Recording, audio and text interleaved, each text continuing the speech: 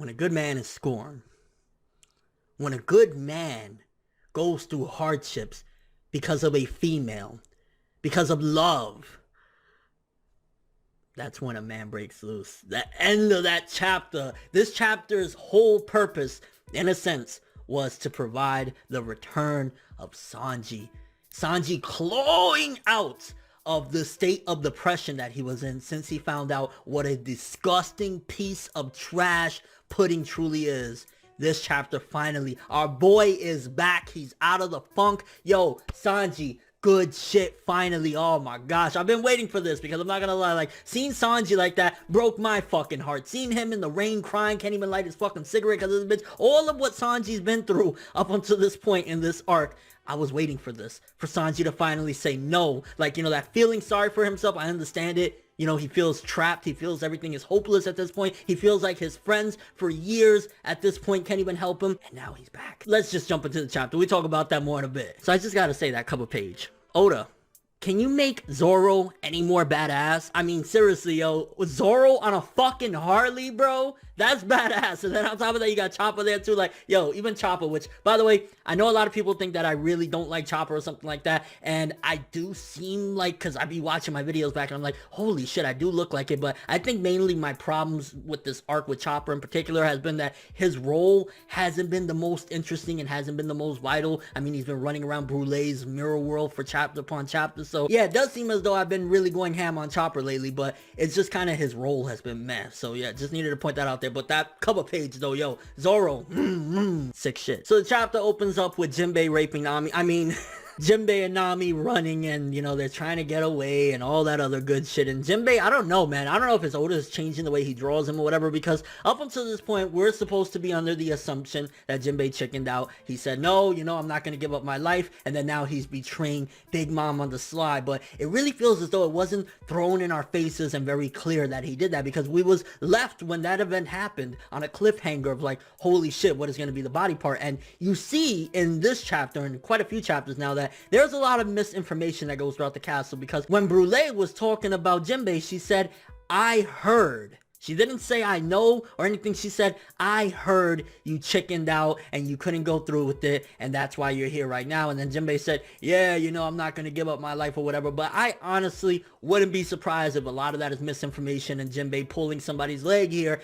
and Jinbei did give something up. I'm still like, I don't know if it's the way Oda's drawing him. I don't know if it's just that he came out of nowhere after we thought he lost some limbs or some shit like that. But I'm still skeptical on that event. Maybe it's just my paranoia. Maybe I'm too fucking like, oh, they're out to get us. But I definitely feel as though there's still something more to that. Maybe Jinbei did lose something that we can't see right now. And we slowly are getting the reunion, because this chapter, honestly, it wasn't the most greatest pace. It felt as though not too many things happened in this one, but we got a little more of the Straw Hats reuniting. Now we got Chopper and Carrot and Nami and Jinbei. So slowly but surely they're gathering up again, which is kind of par for the course with a One Piece arc. You know, they go their own ways, they scour the island, they get into all their crazy little solo journeys, and then they slowly regroup. And I think that that's what this chapter was really representing, even with the ending of Sanji and stuff like that. It's the Straw Hats' turn to fight back, to truly go in. They're regrouping, they're coming back together, and it's their second win. So it almost feels as though it's like the second core of a film or some shit. Like they're ready to come back now and strike back harder than before. Something important in this one was Brook injured one of Big Mom's souls. He was talking about, you know, the wound is reopening up and all this other shit. And I'm thinking to myself, well, Big Mom doesn't look hurt. So just damaging those souls doesn't seem to do much to Big Mom. Maybe it'll cripple her defenses in a sense, because it seems as though those souls are some of the things that she uses for the power, like, you know, the lightning and the heat and all that other good shit that she can do. But it doesn't seem as though it affects her completely. Probably if they die, if they're completely vanquished, then she loses a piece of the soul and it'll affect her. But she's there laughing like, I'm about to fuck 600 dicks after this arc. So it doesn't seem as though damaging them alone really does much to Big Mom. It seems as though potentially, in order to really hurt her via the souls, the homies, is you gotta completely get rid of them. You gotta completely destroy them, and then maybe it might affect her. And then something else, which I talked about in my last review in the last chapter, was something's up with Pudding. And I still, now I'm at this point where I'm like, could it very well be that Oda's doing a double trick on us right now? Because initially it was like, hey, she's supposed to be good. Hey, she's been doing good things. Hey, all of a sudden, oh no, she's the biggest bitch in the fucking West. Like, kill this bitch. Fucking hang this bitch by the trees and slap her ass cheeks as she's hanging. Like, it was like, yo, kill her. She's fucking horrible.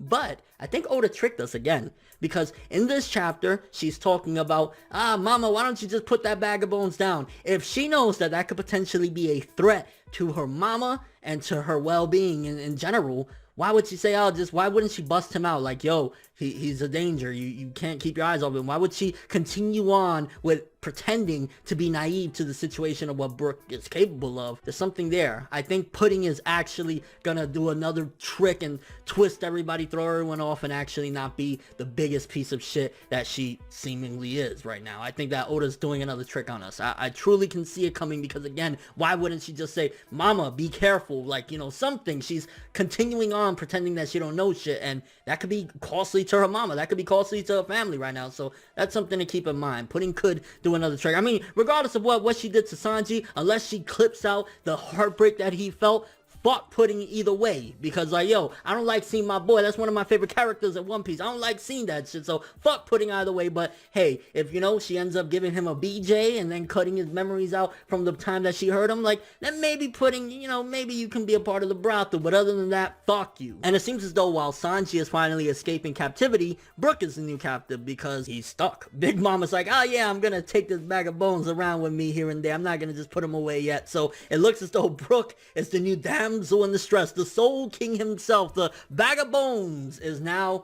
the captive, the prisoner. So it's going to be interesting to see how they're going to get Brook out of the situation. I mean, if Mama's really underestimating him right now, Big Mama's just like not paying attention. She doesn't really realize the threat that Brook holds. I mean, I'm not saying that Brook is like the greatest thing in the world, like he's about to pull a white beard and say, I'm not saying that like that, but she doesn't know that he got some tricks up his sleeve. So that could cost her greatly. And then we also know why the fuck Pudding decided to bust some caps in Reiju's leg was, hey, I wanted to test it out, and apparently it's a really strong weapon. And I don't even see that being used against mainly like any of our heroes. I don't know. I'd see the way Oda's setting things up. Maybe she will shoot some of the Vent Smoke, but it'll be out of loyalty to Sanji. Like, I don't know where exactly Oda can turn this at this point, because there's so many different ways he could do it. He could play it straightforward at this point. Nah, Pudding's a bitch. It was the truth. Maybe she just doesn't care about Brook, but Pudding's a bitch. Or it could be that she's an original theory that I had for a while, a yandere for Sanji, and she's holding it in, and she really does care about him, and she is going to use that gun on the Vent Smoke, but she's not going to do it to Sanji. She's not going to do it to Luffy. She's not going to do it to anybody that's